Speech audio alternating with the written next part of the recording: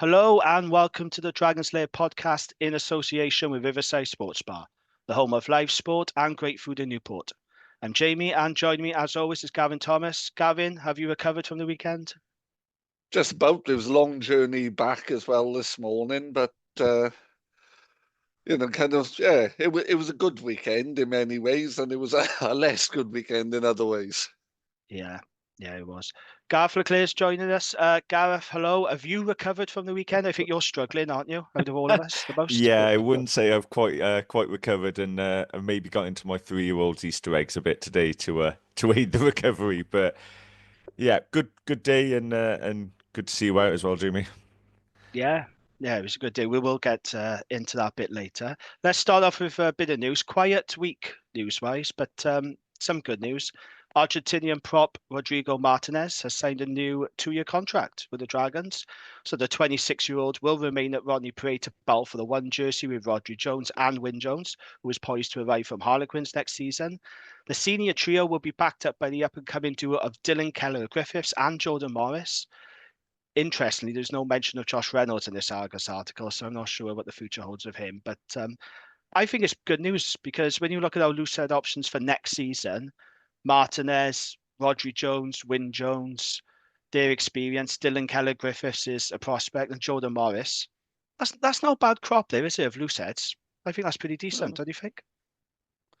And Dylan Kelleher-Lewis has played very well, hasn't he? Griffith, sorry. Griffiths, yeah. He's played very well in the couple of games he played. He played well against Ulster, wasn't he? And I thought he played well yesterday. Yeah, good news. I think we went into this season with 2 senior tight heads and then not knowing about the youngsters, but Dylan's overtaken Reynolds by the looks. I think having 3 senior loose heads, it is really important. Gives us that bit of depth and stability, and hopefully players like Dylan can learn off these guys as well and learn off Wyn Jones and aid his development. Because I thought he actually had a strong game yesterday as well. Apart from the yellow card, which was a bit bad. Yeah, it's a bit of a blight, yeah. Yeah, but you are right. I think he's a really good prospect. I don't know about you guys, but Martinez is only 26. Did you think he was older? Because I did, for whatever reason. I thought he was in his 30s. I thought he was like 29, 30. He's only 26. Yeah, he's got his best popping years ahead of him. I know, yeah. It's, we'll have 2 in Rodri and Wyn, the other side of 30, which is fine for props, no problem with it. And Martinez coming to a really good age. We've done well at loosehead. I agree, yeah. Not bad at all, is it? Not bad options for next season. Certainly better than what we got at the moment. So, some good news to start off. Right, let's talk about Judgement Day then. Now, before we get into it, I got some shout outs to make. So, shout outs to Sam and Rod from the Black Feather podcast. They're lovely people. And to be fair to them, they're always very kind about us. They give us a shout out almost every week on their pod. It hasn't got a notice, Sam. I know you've been mentioning us. I do notice you, and I love you too. And I know you've been mentioning us. So, thank you very much for that. We do really appreciate it. And it was nice to meet you both on Saturday. Wasn't for long, admittedly, but it was great to catch up with a pair of them. And then shout out to Phil Lewis, your mate, Gav. Nice bloke. Good to meet him in person as well. Shout out to Nick from Rap and the Ospreys Evie podcast. Nice to meet him and his family, Rachel, Ellen, and Sean. Really nice people. Producer Lee was there, of course, and Hugh Griffin from the Saucepans and Side Steps podcast and Rewind. Alan, the Lions fan from the Rewind pod, and his Welsh missus. Lovely to meet you both as well. Apologies if I've forgotten anyone, but those are the ones that I can remember. It's just really nice meeting up with everyone. That's what I like about Judgement Day. I just like the fact there's a social and you do get an opportunity to meet up with people, and you speak to them on Twitter all the time and Facebook, wherever, when you meet up for a pint as well, have a good chat. It's really, really good. So really, really good day meeting people. Now, before we talk about the actual game itself, there has been a big debate around the future of Judgement Day. So the attendance was only 28,328. The top tier was completely empty throughout. So for context, that's the lowest crowd for Judgement Day event at the Prince Party Stadium. The roof remained open, which I thought was strange, but apparently it was down to a technical fault. which is why it was open. Because otherwise, it just didn't make sense with the weather. Why you keep it open? But I want to ask you two, what was your experience of Judgment Day this year compared to the last time? Let's start with you then, Gavin, because you travelled down from it, didn't you? And you went to last year's event at the CCS. How did this event stand up to you? I thought this one was better as an experience, just because centre town, it didn't require a taxi journey and God knows where else to get there. And it was nice. Meeting up. It was a social thing, and met up with all those people, like you said. And I was sat with the guys from the Rewind pod as well, and and there was some other fans around me, and it was nice just talking rugby with people I didn't really know. It was it was good experience for my son. He really enjoyed it. Got his Cardiff shirt signed by half the Cardiff squad as well. So I think that part of it, the kind of festival element of it, was really good.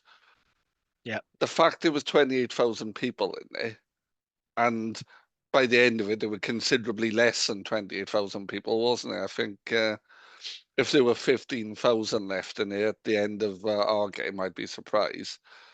That felt a bit awkward, a bit rattling about.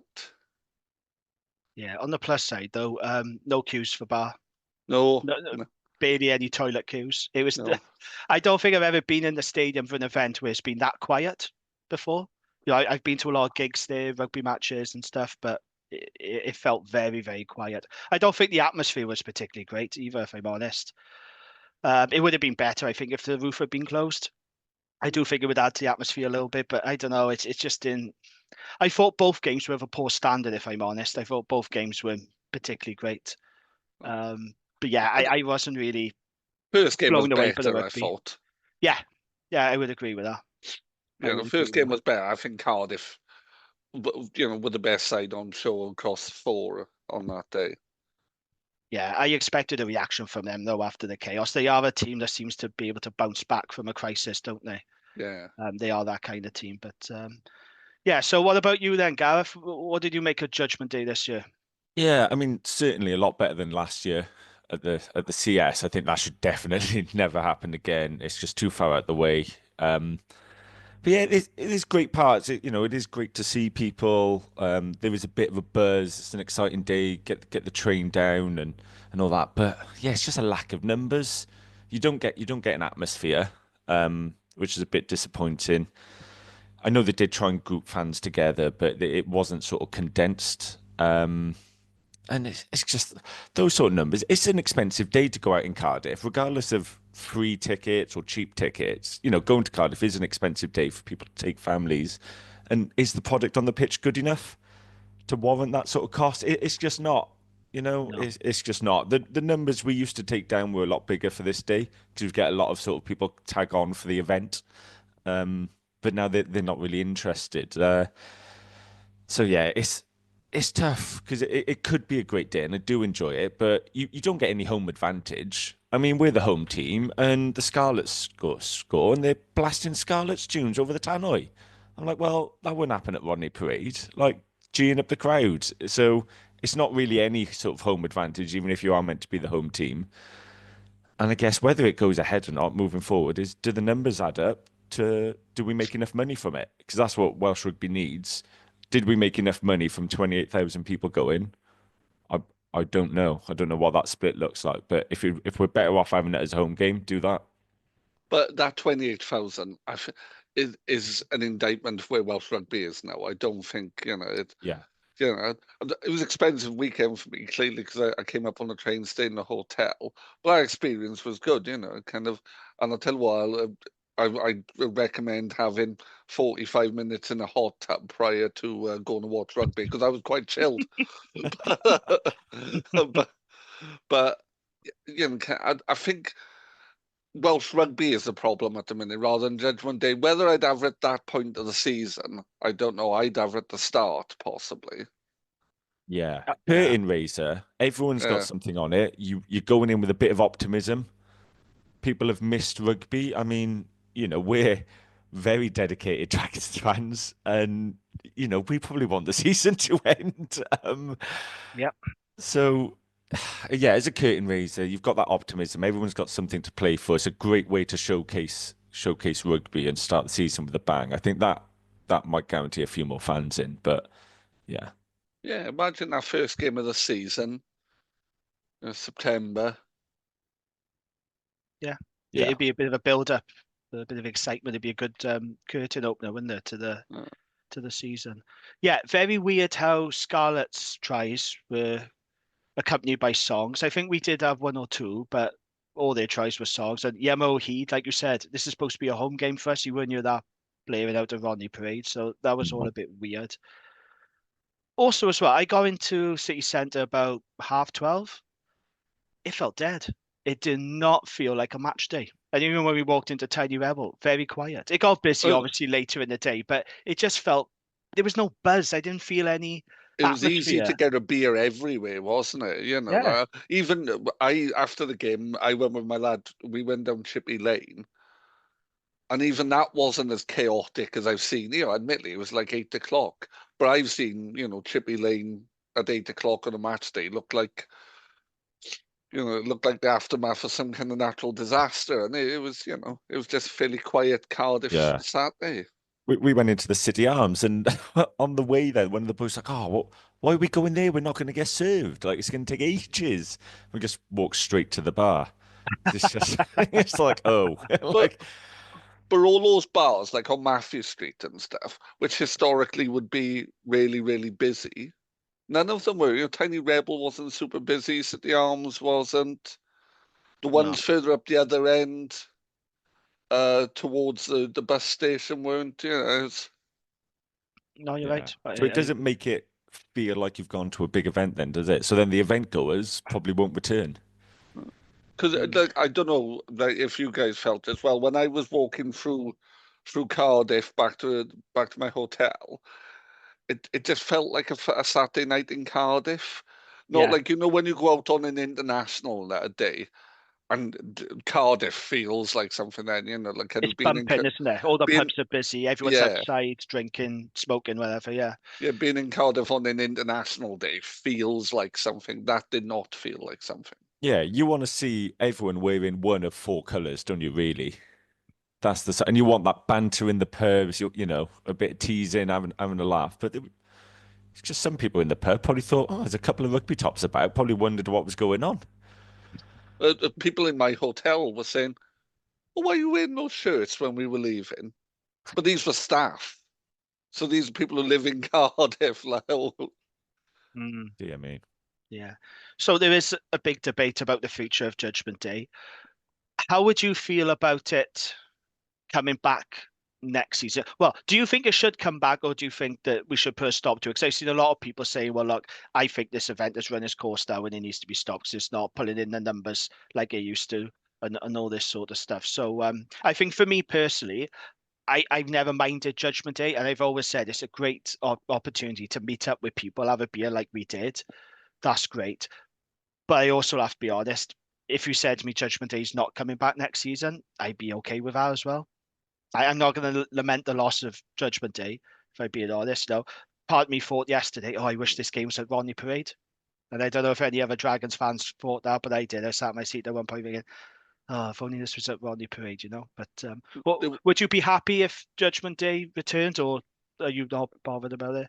yeah, for me, because I don't get many games, because it's £400-500 weekend for me to go watch Dragons.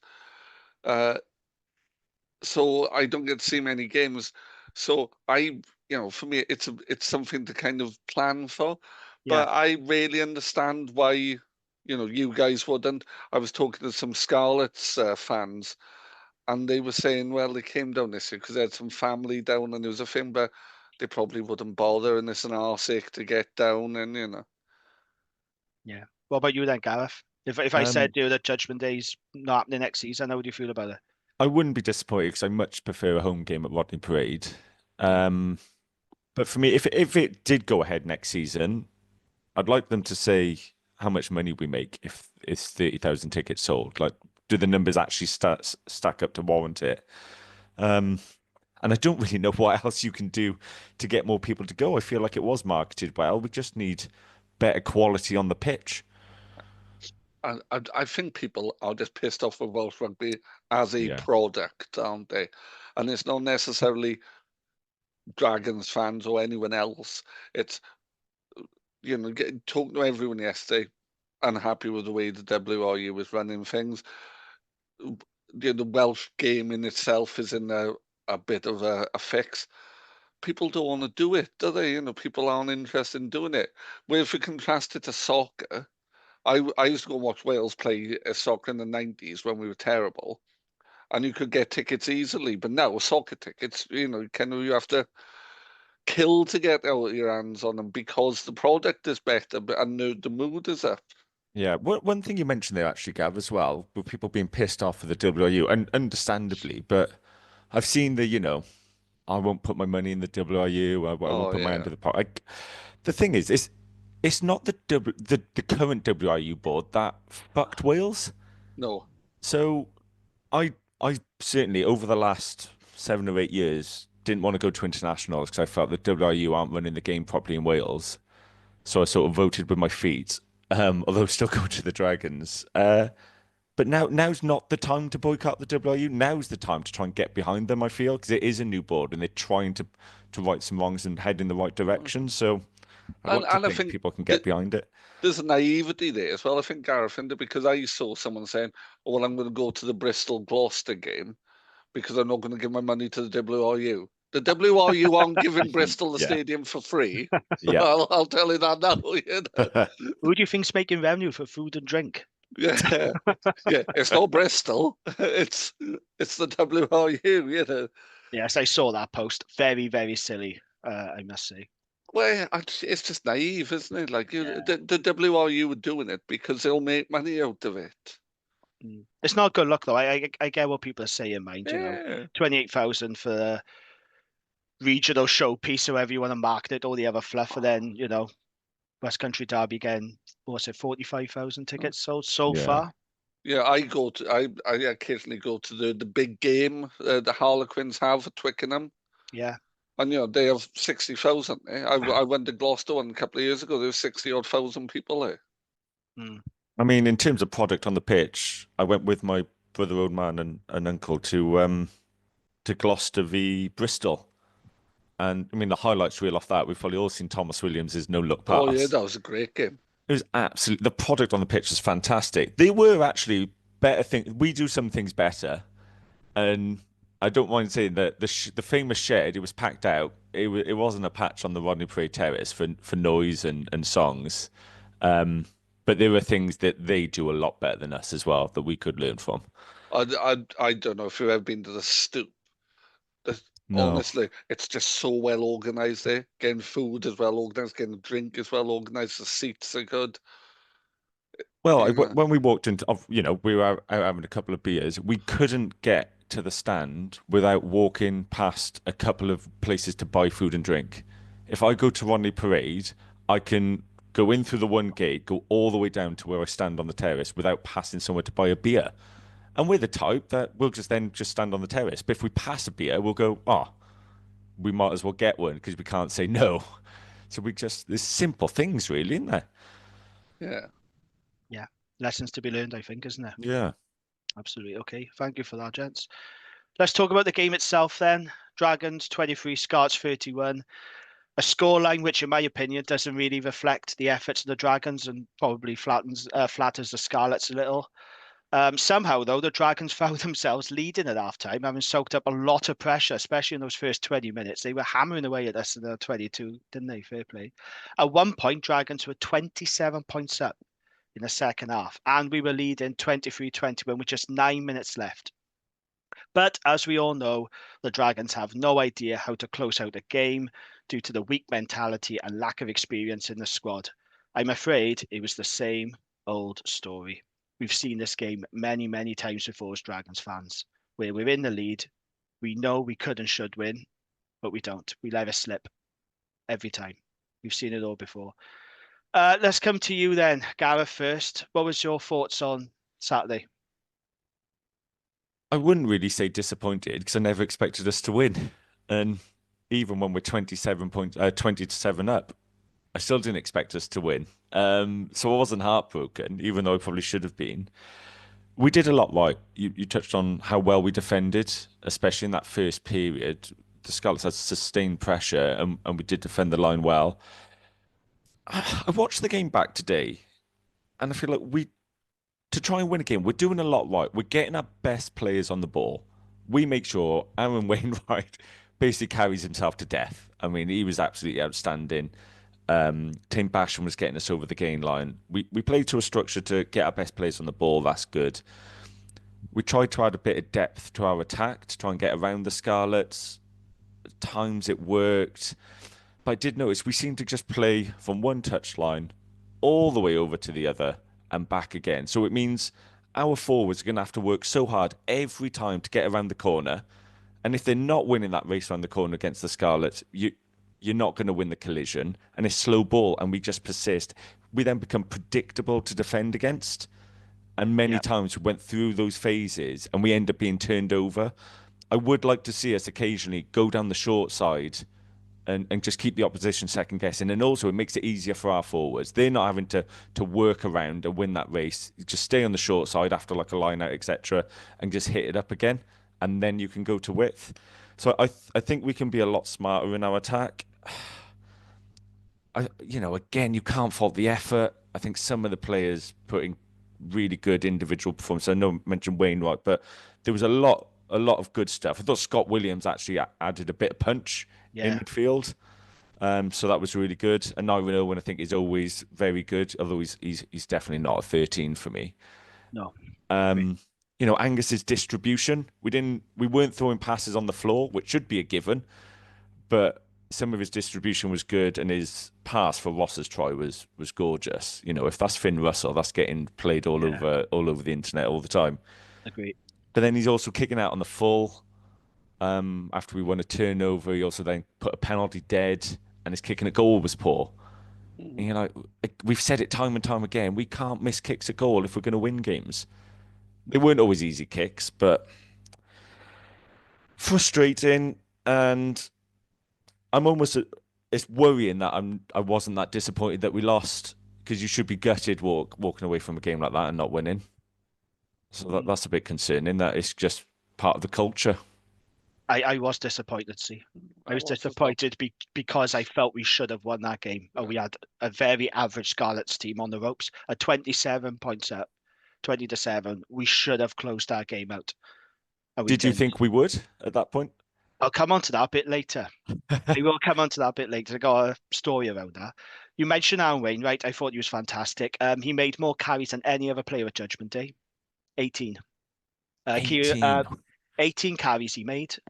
Kieran Williams, Morgan Morse both made 16. James Ratty made 15. So out of everyone at Judgement Day, Aaron Wainwright was top carrier. Wow. And I thought he carried very well. It's a shame about the knock-on at the end. I thought you knew he was game over then when he knocked it on. We were never going to get another opportunity. But I thought you worked very, very hard for a little reward. He gives everything, doesn't he? Every time. We're lucky that he stayed. He's top class.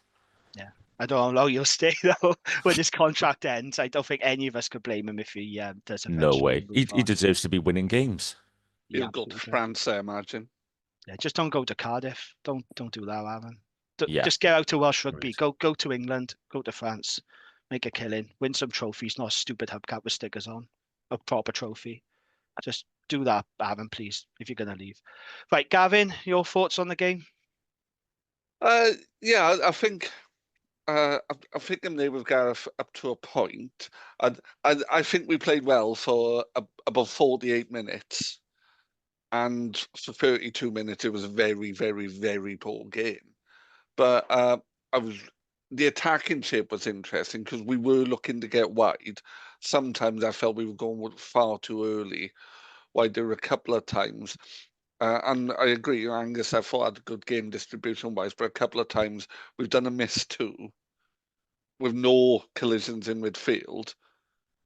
And Ashton just got lined up a couple of times because, the defence hadn't moved. I thought the scrummage. I've seen some comments saying the scrummage was good. I'm not convinced it was good, but it was competitive, and I'll take that. I'll hold that. I was really impressed with Tane. I was really impressed with Aaron because they just got over the game line a lot. I think, and we'll touch on you and Rosser, I imagine. I agree with you. I think we were talking off pod. I think you and Rosser had a good game. Where I was disappointed was where he's knocked on at the end. That happened, those little Willie LaRue style trips over the top. I think there'd been 4 or 5 of them, and we weren't positioned right to deal with them. Now that's forgivable the first time, but by the third time, if you're not like, we need to drop shorter so they're not running into space, then that's not really forgivable for me. Why isn't someone saying, right, just drop shorter, one of you back three, just drop a bit shorter, so if they do kick into it, they're not running into space. Yeah, but this is where I think Scarlets did their homework, in fairness to him, because it was working for Gav Davis. He did it several times and he got a lot of trial with it. I think they looked back. I don't know this for certain, but this has happened before with us. I remember when we played Cardiff last season, Tina Stabia and Ronnie Parade did exactly the same thing. Those little dink kicks over the top.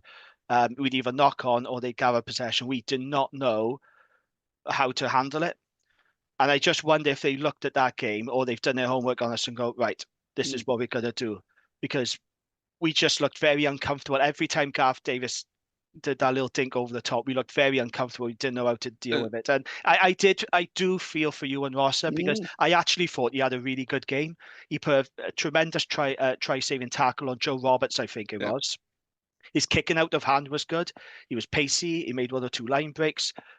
But when he made that error, it was cruel in some ways because he didn't deserve that. It was clever from Gareth Davis, but it was also cruel on you and Rosser because I don't think he deserved that. But that's the moment that killed the game, really, wasn't it? You knew then that we ain't coming back from this. But what you said, about they've done their homework. If you look at our kick defence, and it's not just in this game, so if the opposition have the ball in kind of on the halfway line around there, our back three is all back in a flat line. If you watch some of the English clubs, they'll have somebody. It's not always fullback. Sometimes it's the winger, wherever the ball is. They'll have somebody in the middle just to pick up those shorter kicks. And we don't do that. I've never seen us do that. I've never operate that kind of front sweep kind of position to pick those kicks up. And I get that if that's not what you do. But if in a game the team's doing it all the time, well, deal with it. Yeah. No, that's right.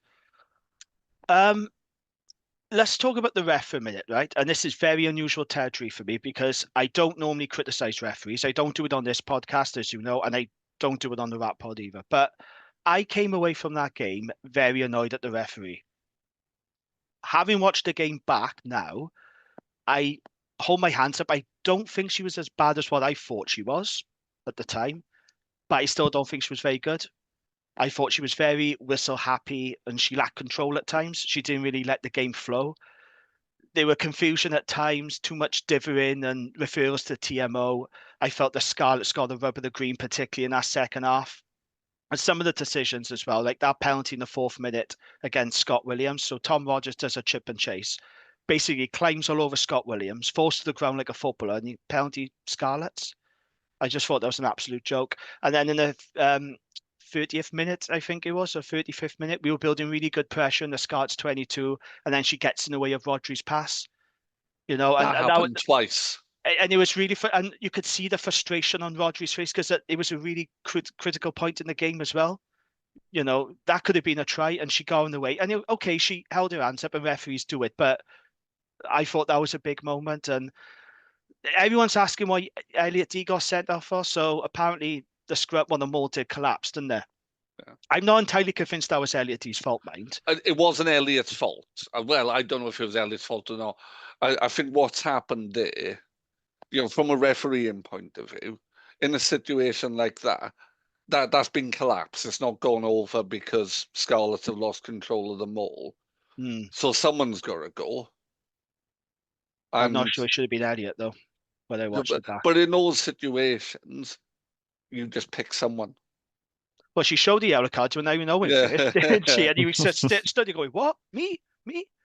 Well, because I've seen it. Admittedly, I'm not comparing like for like, but like at the level I play at, in a situation like that, ref will send off the captain. Yeah. Did you see there was one point in the game, Scarlets won a penalty, Elliot walked out and said, "What was that for?" And she just walked off. Didn't even explain. Yeah, I noticed that when I watched it back. It's little things like that. This is why I'm not happy with her performance. Like, don't get me wrong, we haven't lost because of the referee. I'm not saying that, but there were little parts of her performance I just really wasn't happy with. And she relied on Gwyn Morris, the assistant ref, an awful lot, didn't she? She was constantly talking to him all the time. And I'm thinking, well, if you have to constantly rely on your assistant and you're going to the TMO for so many of your decisions, then I don't think you have control of the game. If you can't make a decision that's based in what's in front of you, then for me, you've lost control. And it was just two stop start. And for me, she just killed the flow. I thought she was very nitpicking a lot of things. And I'm not saying like we lost the game because of it. And I hate bashing referees. Like I said, I very rarely do it. But I thought she was very annoying, this ref, and she did not give us the rub of the green at all. Because there was a couple of decisions where she's gone to the video ref. Why are you doing that? I think it was Scarlet's first try that was disallowed. I think it was for feet that was gone literally over the top of the rack. Lousy, I thought. It was lousy, yeah. I was a long way. It was the other end of the pitch to where I was. And he's gone over to put it. If I can see it, I can see he's gone over the rack from the other end of the stadium in the middle tier, I'm not sure why the referee who is stood next to the rack needs to go to the video thing in that situation. Yeah. But the on-field decision there was try. Yeah, she did give on-field decision try. That's right. But I saw I had a very good view of it, and you could see that did slow the game down though. Like watching it live, you're thinking, what's going on? Because you don't know what's being said with the going to the fourth official. But then watching it back, I'm like, why is she checking so much stuff? Get on with the game. Like there is a duty to make it like a flowing game of rugby for the spectator. I don't think the standard of rugby of refereeing in the URC is very good. I don't think it's very good in the Premiership either, if I'm honest. But kind of. But then I don't want to go down the Super Rugby thing of just it's only a knock on if it's gone 30 foot in front of you. Yeah, there's letting the game flow, and then it's just not doing anything. Yeah, that is playing basketball, but I, kind of, and even the top referees in the URC aren't great, are they? No. There's it was the Italian guy. I was having a conversation with him. Panardi. Yeah, Panardi with him about Hugh Griffin, with and I think he's genuinely he's mind-bogglingly poor, but he's getting internationals. Yeah, no, absolutely. But with a ref like Amy Barfero, no, I think with her, once you get on the wrong side of her, that's it. You've lost her. She's very hard to get back on side. But I'm not saying she's a terrible ref or a bad ref, or she was out of her depth or anything like that. But I did not like how she refereed this game. Two stop start, too many refers to TMO, too nitpicky, just killed the flow, killed the momentum. And for a showcase game like this, Judgement Day, big event, you don't want refs like that. You don't want refs like that. You don't want a ref going to the TMO every bloody 8 minutes. And then everyone in the stadium asking, well, what's that for then? Because there was a couple of moments where we were like, well, was she going to the TMO? And some of the Dragons players were confused as well. There was one point where nobody seemed to know what was going on. So it was just moments like that. I thought, we struggle with refs like that, don't we? We do struggle with those refs who are going to nitpick at every little bloody thing. I thought the quality refereeing was poor both games, so. They had a young ref, didn't they, in the first game, Ospreys Cardiff. It was actually Sean Connor's boy. Really? He used to play for Dragons and Ospreys. Yeah, it's his boy. He's a referee. Yeah, I think that wasn't stop-starty. That was just a bit more. There wasn't enough control at times during that game, but yeah, it was a more entertaining game to watch. So yeah, probably. So after the game, me and Dad get on the train home, and who should we bump into? Friend of the pod, and Dragons co-owner David Buttress. And he had a big bag of M&S sandwiches, and he was handing it. We didn't get a sandwich, but his family did. But we had a chat. People. Man of the people, yeah. Yeah, absolutely. So we had a very interesting chat. And I'm not going to say everything that was said on this pod, because I do think some things need to be kept off pod. But he had the same frustrations as us, with some of the refereeing decisions. He was annoyed with some of our decision making.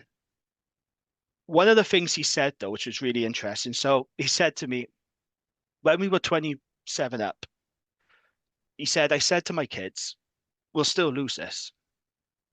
I told them we'll still lose. And we did. And I knew we would, because that's where we are.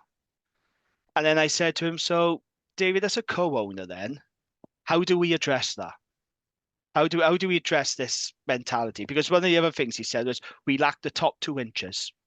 He was very honest, David. He knows the stuff we say on this pod, when you speak to him, it's exactly the same. So I said, how do we address it? And he said, we need to get better people in the building. We need to do a strong recruitment. So I just thought it was very interesting that even he thinks that. We fought it as fans in the stadium. Did any of you think that when we were 20 points to 7 up, did any of you think we were going to go on to win it? Well, I had a moment of weakness. Oh, Gavin, what's the matter with you? You should know by now. So we've got, and Phil Lewis was behind me. He goes, "You might win this," and I almost said, "Yeah, I think we might." I went, "No," but there was a brief second where I almost said, "Yeah, I think we might."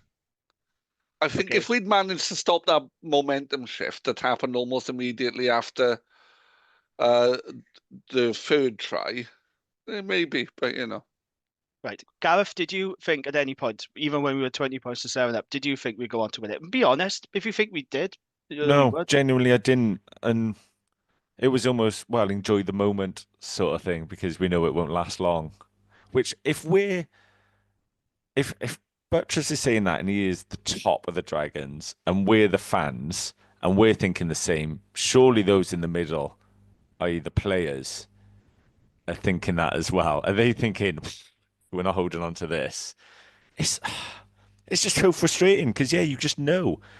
We've done it too many times this season. We've put ourselves in good positions and not seen the game out. If you compare us then with Cardiff, right? So Ospreys have got a momentum. They're 3 points behind. There's 4 minutes to go. Cardiff go up the other end of the field, score a try, then score another try. Yeah, they didn't look bowed or defeated. And you look at us, and last 10 minutes, I just couldn't see us coming back into it because I don't know what it is. Well, and we've talked about this, and you've said it, Jamie, many a time. Somebody needs to sit down with them and go, right, we need to fix this because this is a problem. And if we say we need better people in the building, I am pleased with the players we've signed for next season and are rumoured to sign. But are they good enough to turn these losses into wins? Are they going to be enough? Or are they going to get dragged into the Dragons' mindset? My issue with the recruitment is, and I know you have to tighten the front 5. I get all of that. You have to improve that. But we haven't employed anyone in a decision-making position where I go, yeah, that's good. Yeah, Tina's to be is fine. But I'm not. We need thinkers. We need leaders. We need people who are just. Scott Williams did that role for us really well yesterday. He gave us structure. He gave us shape. He just ran out the legs. And I know he got injured, but he was running out the legs anyway. He was impressive, wasn't he? Yeah. I was very impressed with Scott Williams. Don't forget he's 34 now. I mean, at one point he was packing down in the scrum. He was on he was on the open side flank at one point. I thought he had an excellent game, and it does go back to why you were saying for a while. Why haven't we used him more this season? We've clearly got a hole in the midfield, haven't we? We've struggled with our centres, someone to partner and Iwan. Why haven't we used him more? A guy with that much knowledge and experience and leadership. How many times do we say on this pod that we're lacking leaders? Yeah. Well, you got one right there. This guy has been there, done that, Welsh international. He's still a good player. I know he's got injury issues, but I thought he was fantastic. He's won 3 Six Nation championships. Like, the bloke is a proven winner. But that's what kids need. The youngsters, that's a guy for them to look up to, isn't it? And learn from. But the point I was making with Dave Butcher as well. So if he thought that we were going to lose, and he's told his kids that, and if we thought that as supporters in the stadium, is that what the players are thinking as well then on the pitch? You go wonder these things, haven't you? Yeah, there are teams who don't know when they're beaten. And there are teams who know they beat them far too soon, and we're one of those teams. And it's endemic within the team, and you need guys who are going to change that thinking. And I don't think props are the people that do that. We need some key guys in those decision-making places, 9, 10, 15, 12, who are going to be there saying, right, we've got this, we can sort out. Who would have sorted out yesterday, gone, no, you need to come up shorter. You need to fill that space. That's what we lacked yesterday. Yeah, I agree. But I just think it's very telling when the co-owner says, yeah, we lack the top 2 inches. And it's what we have been saying on the pod as well, a lot of fans. It's pretty worrying, isn't it? But he's right, though, isn't he? I keep saying it. We are a mentally weak side. He is, and I know David listens, but he's got to take some responsibility in that. And in what sense, Gav? What more would you like to see saying we need to get better people in the building? Well, do it then, mate. Now's your opportunity to do that. And strengthening the type 5 is great, but bring those leaders in, bring those people with that winning mentality in the coaching team as well. That's really going to have the impact. Because every one of us on this pod and everyone listening wants us to do well. Yeah. Exactly. There's no one in that 23 yesterday that hasn't been either signed or retained under Buttress's leadership, and he's ultimately got the sign-off. So that is a bit concerning. I don't know why we don't get a sports psychologist. I think we're screaming out for one. I know it was brought up at the Q&A with David Wright. Yep. He did say he's thought about it. He's thought about it. Don't think about it. Do it. Yeah, do it then, Dave. And if people go, oh no, I think we don't need it. We're doing our best. No, we do. We clearly do. And also, if it is we're unsure, well, let's do it then. Let's not risk it. What's the worst that could happen? Exactly. There are sports psychologists working for Welsh sports teams, for football teams, for Glamorgan cricket, within British athletics. There's a pile of them all up at Bath University for Sport UK. Loads of sports psychologists. My mate Dave Thomas works for Sport UK. Loads of sports psychologists up there. Just get in touch with one of them. Yeah. What's the worst that can happen? One thing, though, and it's so annoying to always use it as perspective, but we and have been smashed by injuries. Oh, yeah. It's had a massive impact. Like 16 players unavailable for this game as well. I mean, that was very much a mix and match team, wasn't it? Like when we saw the team sheet, we were like, okay, there's some interesting selections in there, interesting combinations. None of us thought Scott Williams was going to start at 12. Nobody saw that coming at all. I actually believe we performed more than some of our parts for a change, because that side on paper I was not confident with. There were some weird choices in there as well. Kind of Paulo Latu, he came off after 35 minutes anyway, didn't he? That was injury, I'm guessing, is it? I don't think so. I think that was tactical, wasn't it? Was that? You sure? I'm not sure. I know he came off early, but he came off sprightly enough, but then Okay. I might be wrong. Won't be the first time. So I've asked our listeners to send in their comments for Mailbox feature. We do it every now and again just to give the supporters a voice. So this is what they've been saying. Lee Holmes says, I don't think we got the rub of the decisions. There is a lot of talk about the ref in these comments. Like I said, I don't want to be that guy blaming the ref. But yeah, I do agree some of the decisions. We didn't get the rub of the green. But I'm not, I'm not saying no. It wouldn't have won it for us, no. I don't think, either way, No, Alid says, taking the result out of it, referee was awful.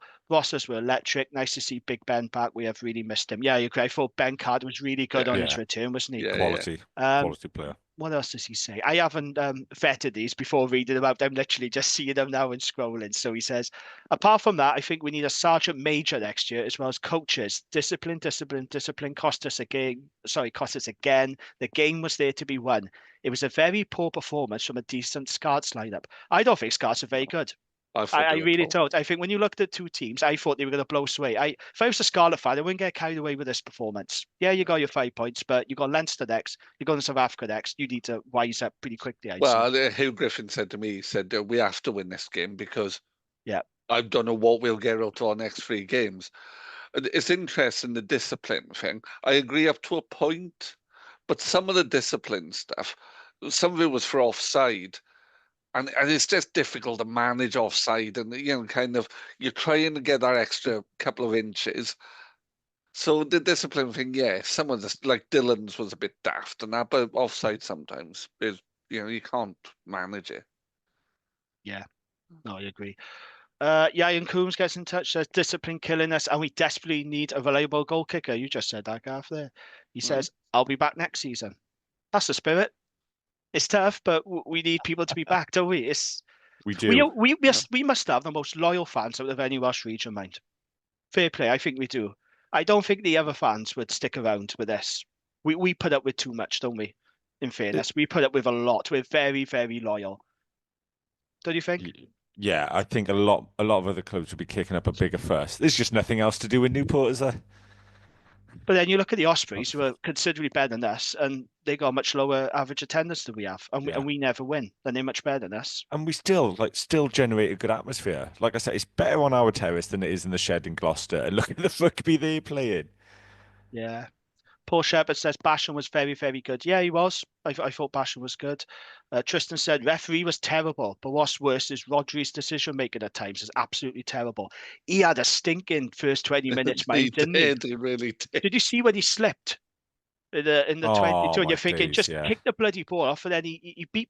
Who did he go past? He did beat someone. I can't remember his Blaine Murray or someone. You're thinking, oh, okay, and then he bloody slips, and it's like, oh Jesus, yeah. He's been a bit off the boil past couple of games. I don't think he was awful against Edinburgh. Really, really bad against Edinburgh. But he had a difficult start, but he did grow into it a little more.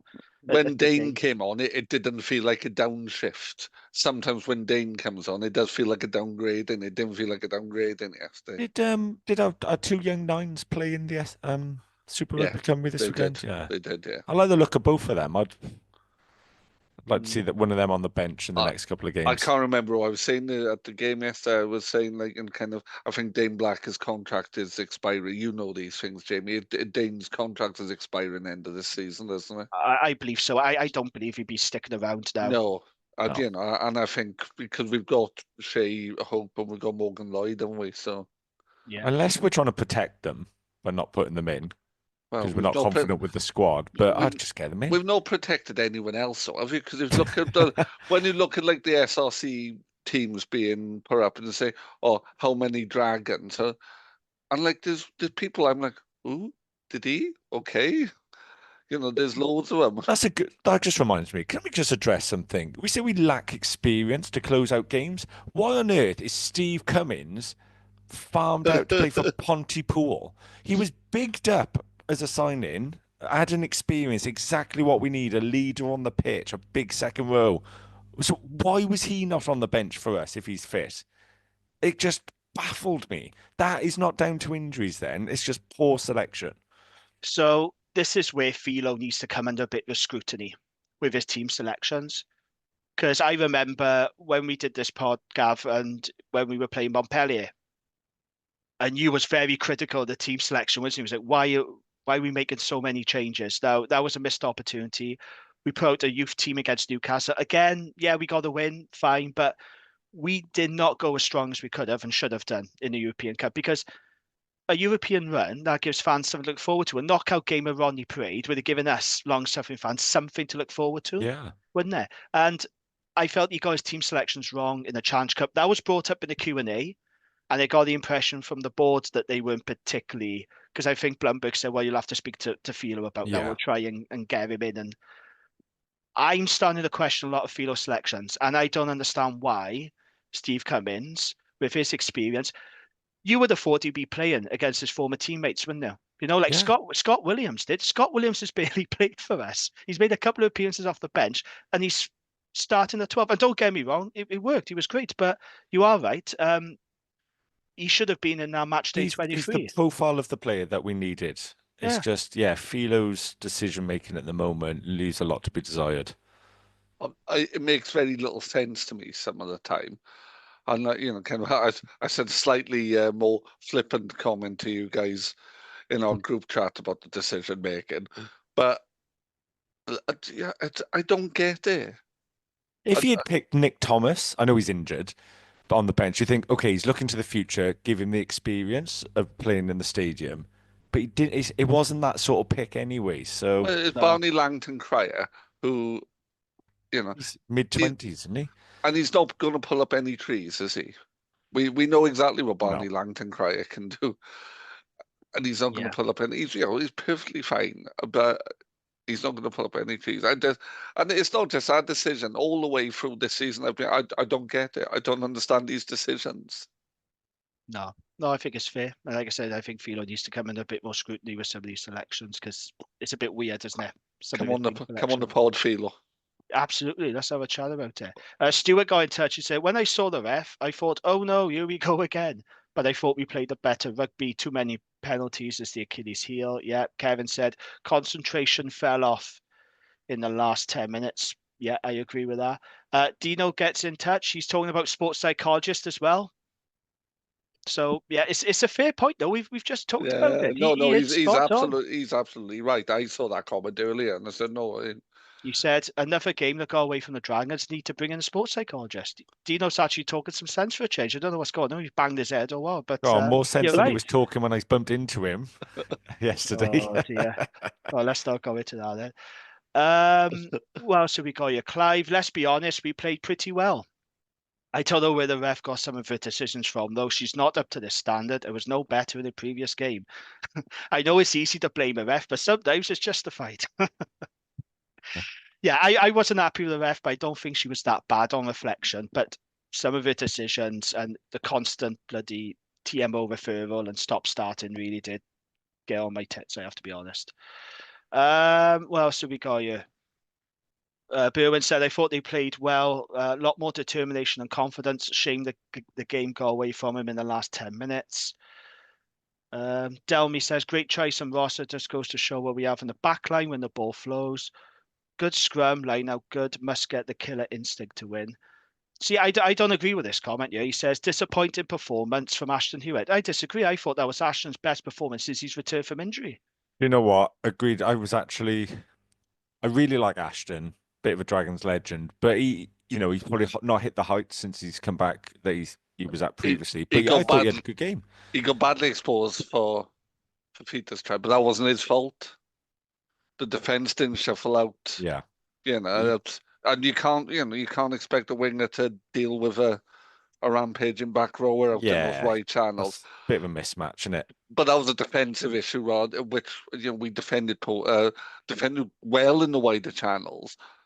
Which earlier in the game, the Scarlets didn't particularly defend well in those wider channels. Yeah, he looked good. He looked sharp. Mal Kelleher Griffiths. I wonder if there's any relation to Dylan. Dad, uncle. I'm going to guess. Yeah. Dad, uncle. Yeah. He says, I definitely saw some improvements with line speed and defences working and communication as one unit. We all know how the season has been, although with the signings that we have already confirmed, I will say that we are up for at least 7 to 8 wins minimum. That's very optimistic, Mal. Very optimistic. We are a strong and young side of our senior academy boys breaking through, as you saw yesterday. Woody, Dylan Keller-Griffiths and Joe Westwood made differences in key areas of the field. One thing I picked up yesterday, he says, was the fact that even though we lost the game in the last 10 minutes, it wasn't due to fitness. It was management in those areas. We looked much fitter than the Scarlets. So another thing as well with Buttress, when he was talking on the train, there was some Dragons fans on there. And one of them said, oh, we're not fit enough. We don't look fit enough. And David said, no, I disagree with that. He debunked that idea that we're not fit. He said it's nothing to do with fitness. He said it's mentality. He said it's upstairs. Do we agree? Yeah, didn't Yeah, watching no, it it's live. not. That wasn't fitness yesterday. That was just that was lack of leadership once again, and yeah, just not having the skills to close out games. Scarlets aren't good enough to take us to the well. We weren't knackered playing them. They're not that good a side. I thought they were poor. Yeah. There was a guy sat next to me, I think he was an Ospreys fan, and he said, well, if you're arguing for 4 regions, this would not be the game to show them. Yeah, a bit concerning. It's definitely mentality, isn't it? It is. Yeah, absolutely. Mark Seymour gets in touch. I think AOB's game management led to a much improved performance. Good to have him back. He does make a difference at 10. He's developed into a quality 10. Yeah, agreed. What else have we got here? I won't do too many now. Daniel says better, but still too many silly penalties, basic errors. Rodri was poor for most of the first half. Yeah, he wasn't very good in the first 20 minutes at least. Matthew Jarvis says thrown away again, unfortunately. Yeah. No, Kevin, I'm not reading that out. No, that's a comment. No, that's not nice. Nathan says, chucked it away, let's be honest. Lots of us will have opinions. Why? That's 1 win for Tia in the league. No, is it? No, it's not. That's 1 win for Tia, 0 in the league. Sorry, yeah, so he's right. So we won a game in Europe, didn't we? He hasn't won any league. So, yeah, sorry, that's my fault. That's 1 win for Tia, 0 in the league. We set the precedent with Di Flanagan, which should mean he's given no excuses first block next season. Also, why are we sending experienced overseas players like Cummins to play in Super Rugby Cymru? What does that achieve? Well, yeah, we just spoke about that. So this is interesting. So what happens next season? And if we don't win any games in our first block or we win just one, do the board sack Philo like they did with Di? They won't. But Nathan has said, though, they've set a precedent, haven't they? Like, Philo has won just 1 game all season, 0 in the league. So, and Di, I felt, had the backing of the players and the fans in the majority. I'm not sure Philo has. I think. I don't think. Yeah. I think belonging is important in sport, isn't it? And I know Philo is loved. Kind of the minute you get west of Bridgend, that he's loved. Rose petals in front of him as he walks, kind of stuff. But he hasn't got a relationship with us. So what we need from him is to see an improvement in performance, and then we'll build our relationship with him. But we haven't seen that. If we was at least with Di, he was, he's from here. Yeah, absolutely. I spoke with a passion, didn't he? Yeah, well, and it's not that Philo's a New Zealander. He's not from Gwent, He's West Walian in my head, Philo, kind of with with Di's a Gwent lad and understood it. And the results weren't good enough, but I don't care where the coach is from. I just want a winning team. I really couldn't give two hoots whether he's from Gwent or not. Just coach us to wins. But we'd all be behind Philo, wouldn't we, if it improved performances? We'd all forget exactly, like with Di, 100%. I think Di got a bit of leeway because he's from Gwent. Oh, I see the point you're making. Yeah. Okay, fair enough. Yeah. Right. I think Di got leeway because he's from Gwent, and we all thought, he's one of us. Whereas with Philo, he hasn't got that leeway because his background is with Ospreys. So what we need from Philo for us to grow that relationship with him is just improved performances. Yeah, fair enough. Anything else from that game now before we move on? Any other points you want to make or anything else? No? All good. Okay, brilliant. We'll move on then. So if you want a shout out on the pod, leave us a 5-star review and we'll give you a mention. It has to be 5 stars. And if you haven't done so already, don't forget to subscribe on the Wrap YouTube channel and tell your Dragons mates about us, as well as it all helps to grow the pod. Okay, it's time for our Gwent Rugby Roundup. Gavin, what's the latest? Well, not lots of rugby played over the weekend, but a fair few. So the SRC, where, in the words of Ricky Gervais in The Office, that's the real quiz, because that's where Gwent Rugby is dominating. So Carmarthen 21, Newport 56. Newport really hitting some form just as we come up to the playoffs. Ebervale 21, Swansea 17. Pontypool 47, Cardiff 27. Really impressive performance there. Into the Premiership, less good for Gwent. Merthyr 64, Newbridge 21, and Narberth 29, Cross Keys 17. Championship, a mixed day for our clubs. Bedwas 56, Brimwell 5, Cambrian Welfare 31, Penaltha 45, good away win for Penaltha. Talawine 34, Aberdare 23, and your boys Annisty, not a good day for them. Annisty 0, Beddau 61. Right, you know when Tubby says we don't care anymore about losing 78, we get it now, Jace. We've seen the results and we understand what you mean. We know you don't care. I reckon, though, like it's not nice being on the end of those results, is it? No, it's not. No. That's, yeah, they're all going to have a beer and stuff, but beer tastes better if you've won. Yeah. In the Division 1, Bedlinog 19, Ablairi Blaenau Gwent 28, a good result there. Division 2, Abercorn 21, Pill Harriers 17. Caldicot 32, Cwmbran 43. Lots of defences not on top at that game. Division 3, Chepstow 57, Abertwysog 7. Two very different towns in Gwent there, Chepstow and Abertwysog. Division 4, Crickhowell 27, Whitehead 27. Crumlin 36, Bedwellty 7. Llanillough 21, Gwynafyd 57. Gwynafyd doing very well in that league.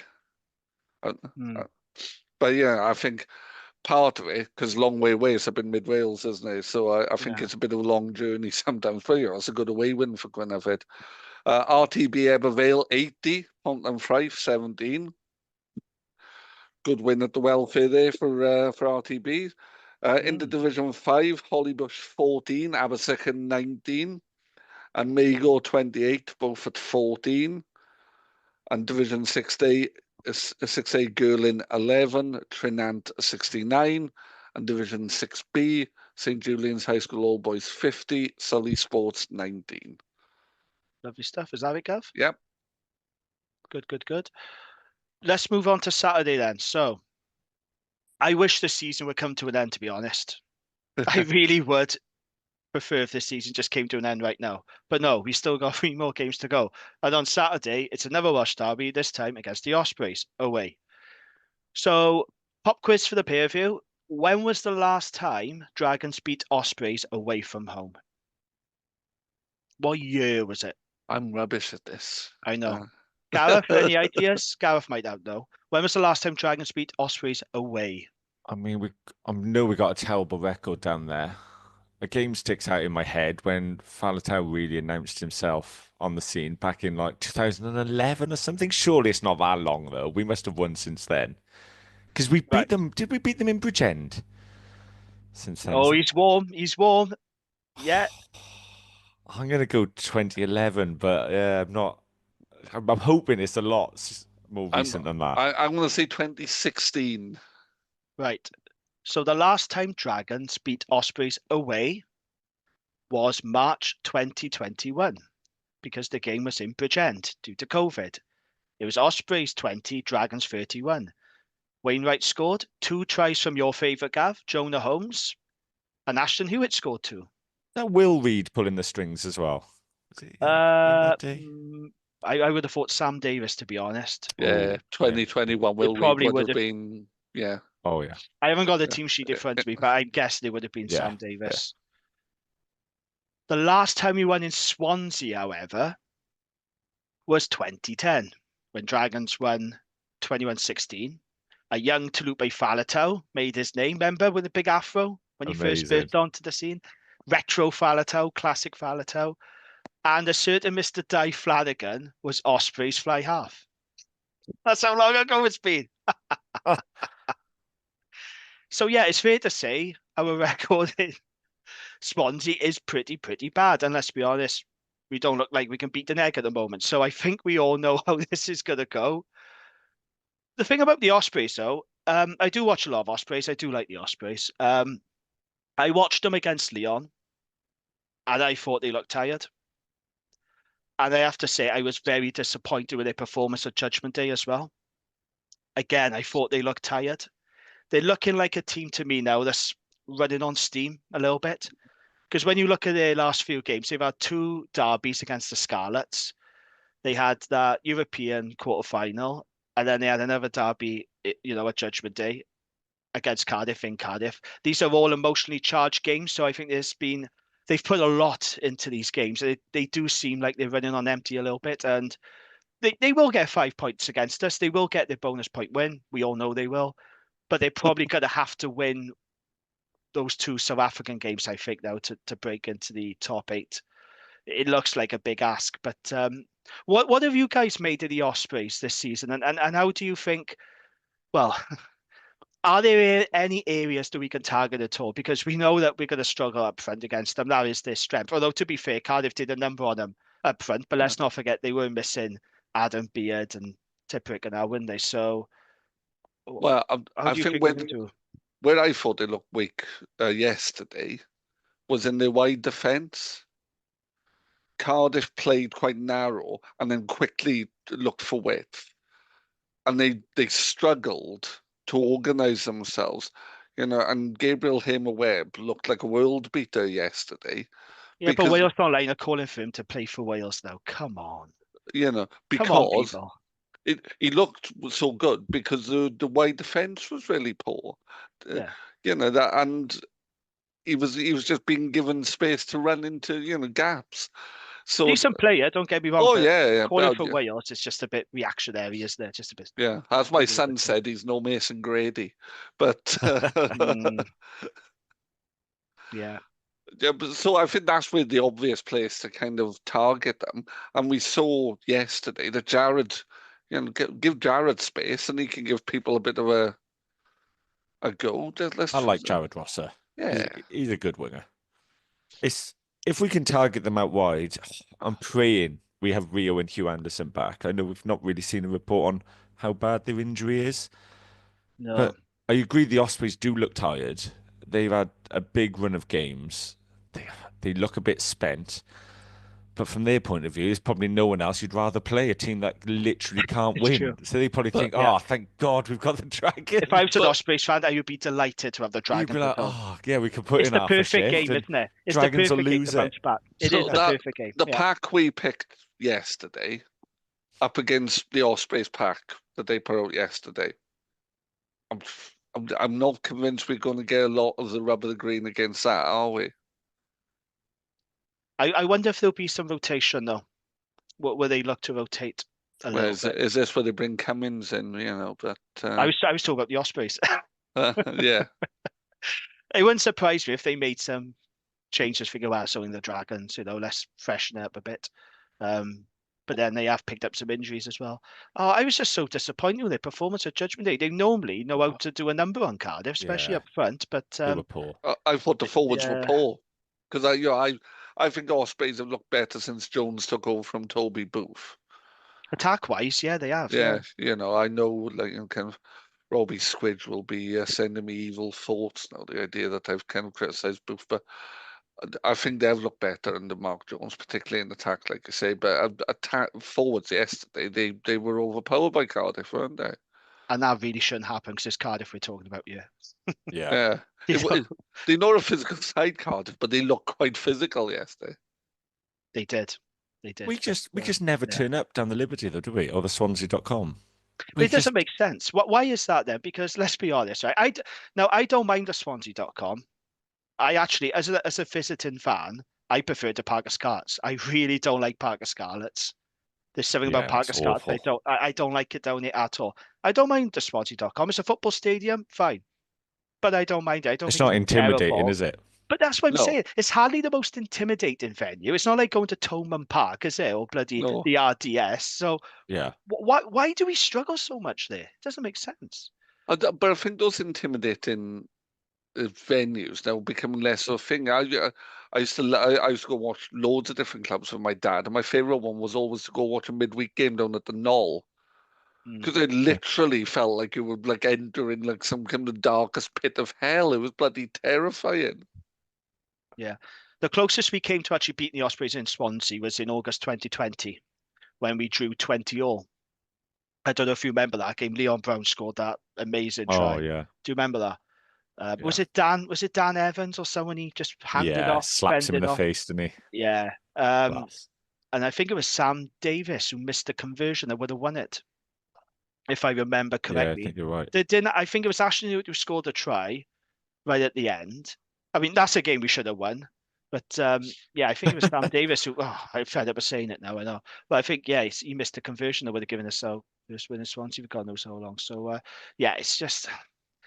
I don't know. I'm getting to the point now where I'm just thinking. I know it's bad to say, but I don't even know if I care anymore. Yeah, I was just going to say. I don't care about this game. Really, I've got no expectations on the result. All I'm looking for now is individuals to step up.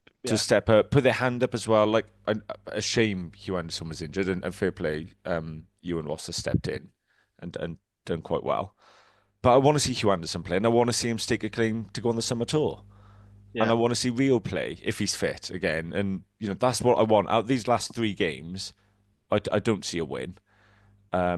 Judgement Day was our last chance, really. I don't see a win, but I want these players to put their hands up and almost. Can we just not break Aaron Wainwright? Because that poor bloke is just like, he is flogging himself for the Dragons.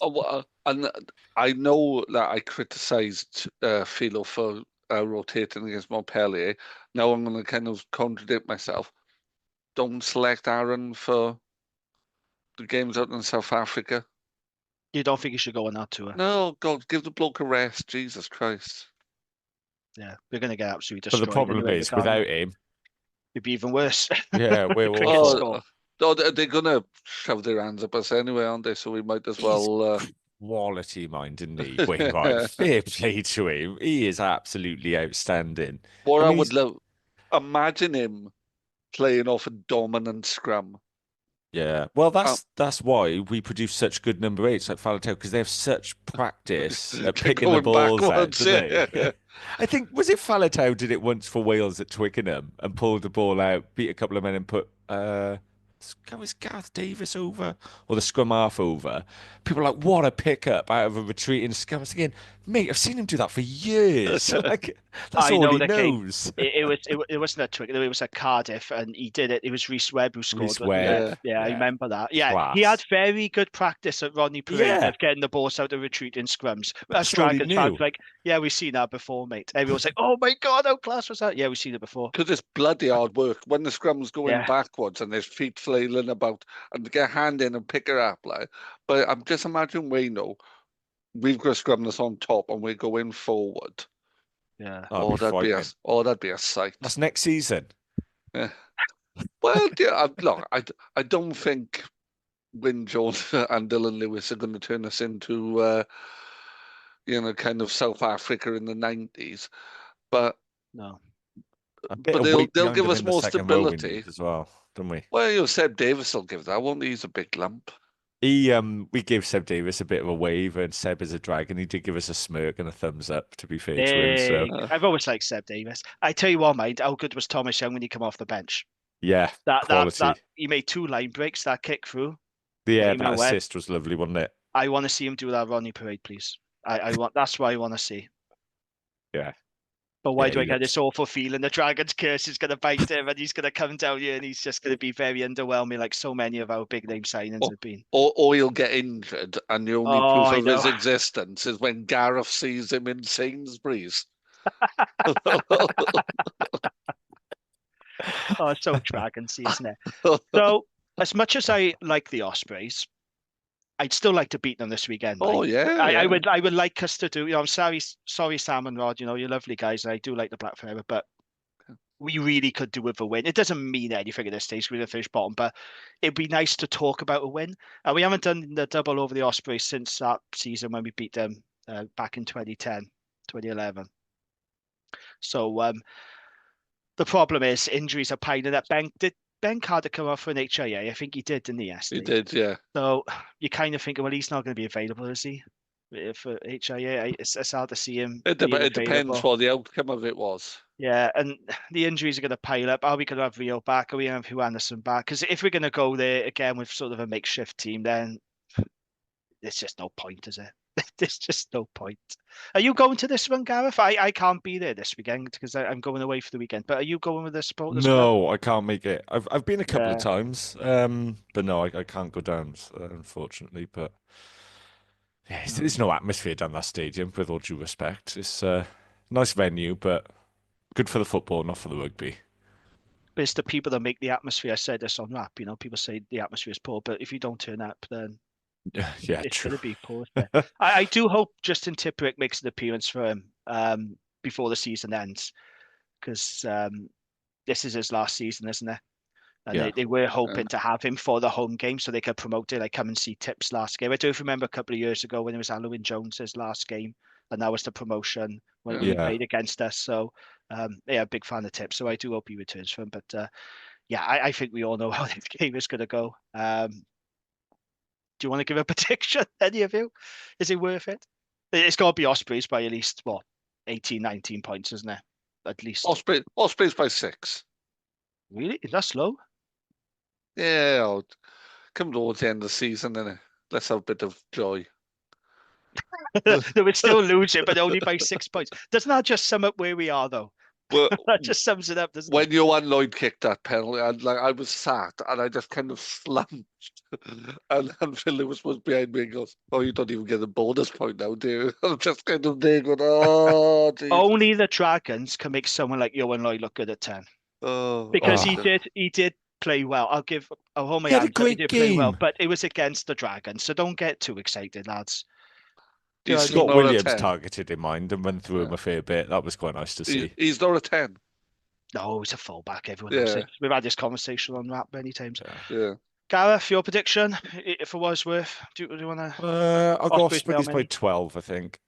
I can't see us getting a bonus point. I just want to see us play good rugby and not just go there and get our bellies tickled. But what are you laughing at, Gareth?